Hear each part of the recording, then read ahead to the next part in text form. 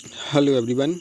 आज का जो हमारा टॉपिक है वह लेबर लॉ यानी कि श्रमिक विधि से के अंतर्गत है, जिसमें हम आज जानेंगे हड़ताल क्या है और इसमें हड़ताल की आवश्यक तत्व कौन कौन से हैं और शर्तें क्या है, इसके बारे में हम जानेंगे।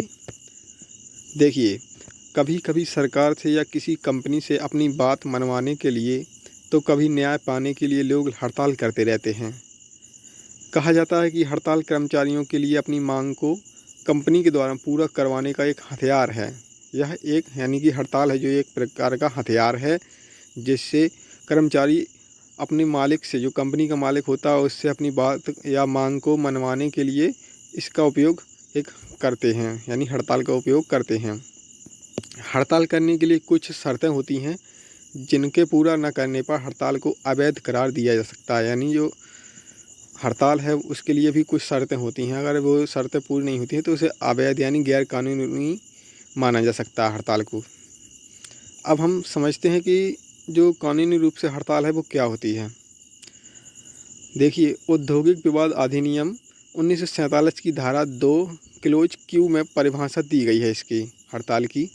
इस धारा के अनुसार जब कर्मचारियों के समूह द्वारा अपनी मांग को स्वीकार करने के उद्देश्य से नियोजक पर दबाव बनाने के लिए, यानी जो कंपनी का मालिक होता है या ठेकेदार होता है, उसको उस पर दबाव बनाने के लिए काम को बंद कर दिया जाता है, तो उसे हड़ताल कहते हैं। यानी जब उस पर से कोई अपनी मांग मनवानी होती है तो काम को बंद कर दिया जाता है, जिसे हड़ताल कहते हैं। ऐसा ज़रूरी नहीं है कि हड़ताल समूह में ही की जाए, यह एक व्यक्ति के द्वारा भी की जा सकती है। यानी कि इसमें ज़रूरी नहीं है कि बहुत से लोग ही हड़ताल पर जाएं, कोई एक व्यक्ति भी हड़ताल पर जा सकता है। हड़ताल की जो आवश्यक तथ्य हैं वो देखिए कौन कौन से हैं। एक उद्योग यानी इंडस्ट्री या कई उद्योग हो सकते हैं। एक नियोजक या कई नियोजक हो सकते हैं। ऐसे उद्योग या उद्योगों में कार्य करने वाले कर्मचारियों का एक समूह द्वारा काम बंद करना या रोकना। हड़ताल में काम बंद करने की अवधि महत्वपूर्ण नहीं होती है। हड़ताल करने वाले सभी लोगों का एक ही उद्देश्य हो, अपनी मांग को किसी औद्योगिक विवाद के बीच नियोजक द्वारा मनवा लेना। श्रमिक वर्ग का मिलकर ऐसा करना आवश्यक होता है। यह जरूरी नहीं है कि उद्योग के सभी श्रमिक सामूहिक रूप से हड़ताल पर जाएं और काम ठप कर दें, यानी काम बंद कर दें। यदि किसी विभाग या विभाग के कुछ लोग भी एकजुट होकर काम करने से इनकार करते हैं तो उसे हड़ताल माना जाएगा। अब देखिए, हड़ताल करने की जो शर्तें हैं वो कौन कौन सी हैं।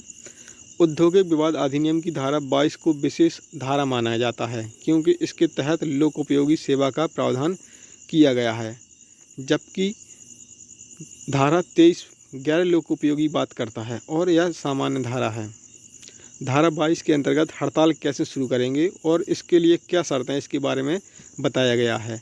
इसकी उपधारा 1 के अनुसार सार्वजनिक उपयोगिता सेवा में नियोजित कोई भी व्यक्ति अनुबंध के उल्लंघन में हड़ताल पर नहीं जाएगा। नियोजक या स्वामी को हड़ताल करने से पूर्व 6 सप्ताह हड़ताल की नोटिस दिए बिना या उसके पश्चात ही ऐसी नोटिस देने की तिथि से 14 दिन के अंदर उपरोक्त किसी भी नोटिस में निर्दिष्ट हड़ताल की तारीख की समाप्ति से पहले या किसी सुलह अधिकारी के समक्ष किसी सुलह कार्रवाई के लंबित रहने के दौरान और ऐसी कार्रवाई के समापन के 7 दिन के बाद। यानी इसमें कहा गया है कि हड़ताल पर जाने से पहले उन व्यक्तियों को अपने मालिक को 6 सप्ताह पहले या 14 दिनों के अंदर नोटिस देना होगा, यानी जानकारी देनी होगी, बताना होगा कि अगर आप हमारी यह मांग नहीं मानेंगे तो हम हड़ताल पर चले जाएंगे। उपधारा 2 के अनुसार सार्वजनिक उपयोगिता सेवा चलाने वाला कोई भी नियोक्ता अपने किसी भी कर्मचारी को बाहर नहीं निकालेगा। उपधारा 3 कहती है कि तालाबंदी या हड़ताल की सूचना आवश्यक नहीं होगी जहां पहले से ही हड़ताल मौजूद है। अगर वहां पहले से ही हड़ताल मौजूद है तो ज़रूरी नहीं है कि वहां पर हमें हड़ताल की सूचना देनी पड़े या तालाबंदी की सूचना देनी पड़े, क्योंकि वहां पर पहले से ही हड़ताल चल रही होती है। धारा 22 में यह बात स्पष्ट है कि बिना पूर्व सूचना के हड़ताल अवैध होगी। यानी धारा 22 कहती है कि अगर बिना पहले सूचना दिए बिना, यानी बिना सूचना दिए बिना ही कोई व्यक्ति हड़ताल पर जाता है तो वो अवैध होगी, क्योंकि नोटिस देना परमादेश है, यानी बहुत ज़रूरी है। बिना नोटिस दिए आप हड़ताल पर नहीं जा सकते हैं। अवैध हड़ताल, देखिए अवैध हड़ताल है। धारा 22 के तहत दिए गए इन आधारों पर हड़ताल को अवैध माना जा सकता है। हड़ताली से पहले नियोक्ता को 6 सप्ताह के भीतर हड़ताल की सूचना दिए बिना या इस तरह के नोटिस देने के 14 दिनों के भीतर या पूर्वोक्त जैसे किसी भी नोटिस में निर्दिष्ट हड़ताल की तिथि से समाप्त होने से पहले या किसी सुलह अधिकारी के समक्ष किसी सुलह की कार्रवाई के दौरान और ऐसी कार्रवाई के समापन के 7 दिन के बाद।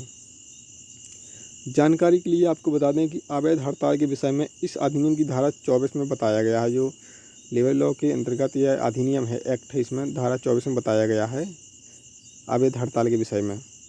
हड़ताल से संबंधित मामला है अखिल भारतीय बैंक कर्मचारी संघ बनाम IT के मामले की सुनवाई करते हुए सुप्रीम कोर्ट ने कहा था कि हड़ताल का अधिकार या तालाबंदी की घोषणा करने का अधिकार उचित औद्योगिक कानून द्वारा नियंत्रित या प्रतिबंधित किया जा सकता है।